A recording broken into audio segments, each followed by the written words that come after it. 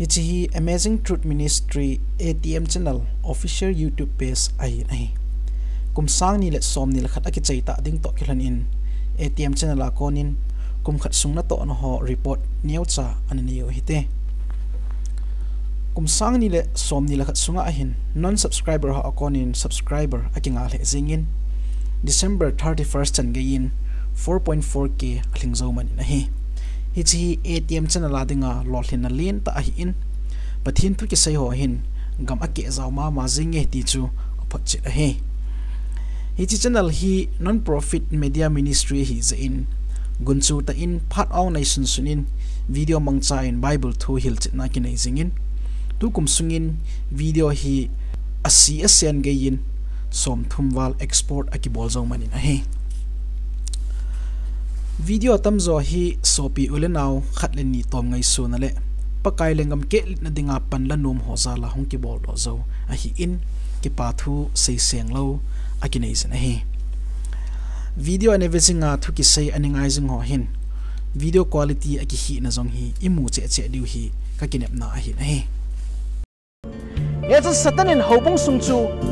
sugan theida asu mong zo lo ding he het phat chun ana to bun dan a strategy cho anh hial ta in vanuya dinga battle power joya koi ma subling ro hilo super power le ki say United States of America gam hi bible pathin thim raw kam su na ong do ding dan hi phon do masat na an bible la mi tam ta dan na pen le mi tam ta het nom pen sahi ti zo tu ya hi mi chau ding ni wa Bible la dan hi itip lo ba hi le e ma doctrine zo hi bible ki na ding zo iman cha kha thi ba he e thiu bung thum chang som ni na chama se ba chu ba be lew han Christmas phat le phat mo na ka sei no ai po in a hin la hang tu simung chi dan ho le pathi le ka puthi nga ko na hichi Christmas in itabonga isam kai na thota anei so ham ipa hi dunya phun do nom la le de sa na zala ATM china la ko na ngai lut tok so the fourth of class about Mary that Mary the mother of God kal to i pe china dei hi na na yel si ni chi ki dei ha ka pa le ni kal le ni zo chu ka pa ma ka sa ta se no na chi na ni ne sa te ni ste ni a da no ta ni da kai Bible chen made in so far na ko na hunzur ho na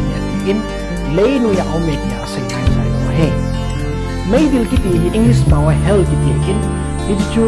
Hebrew power surely Greek power hades kiti ko na hum kile no he Hebrew power surely Greek power hades di meaning di ta chu ya he grave and the heart is in tu chu ma he Babylon language zo hi ki se na I dem hi he Asechu Babylon language zo don ha a hichi alam bai zo si chunga chu pathin ham hom te hi ti hi pathin thon e mo sa he tuni ATM channel view ha zo si na bon sa bin avelin ka hin lim ki ne bible now to sa na hi zo hi chi to hi bible chan zo si na Christian ta hep na do chu le pi cha ATM channel ne ke si ai si zo si ai si so sta ne ale che ke ai su ve hi ta bang phani hung hung de hi mi hon thil pha ki chi so ngai thi ding a ko lo tha tu na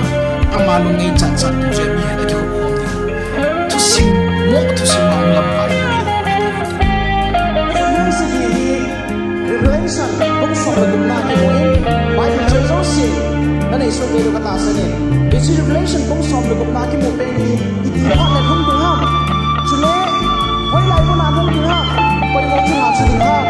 để chỉ phát lên cái mình tinh này ôm tinh đạt để ra cái dấu xì phát huy lên anh đâu thì mong chắn ấy hiện tiền xảo lên tu nhà cái hết hồ lên cái mũi chỉ hồ này ai đứng đó bằng sân nam và thiên thu in zil điều ấy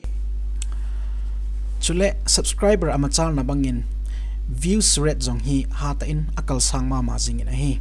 gel sangin ma son le jing in a hi hi ti ho zo sia lo thin zal hin chung pathin chu hata in sang pita in ka thang vai na hi i het bong vin ATM channel in doile tup thupi pe na nei chu Jesu Christa hong kit na ding thudol hi a hi na hi Christa hong ami thing te hong pui to ni ting le vanui mi him tam ta vangam kai ding hola a hi ei mi te hozong hi ha ta izau theina diwa atam the pe na izau te na dingu de sa na zala ki pan thu pha ima to hello hil zang ke chu ki phong do a hi na hi his channel hi highly controversial subject hozong ha ta in akibui pi in hil chit na tam ta munna nga ki za khangai lo chule ki mu khangai lo don but no hozong akipi zin a hi ai chu hi channel a ko na hi bible to ki nei pe na thwil ki chi pi a hi na hi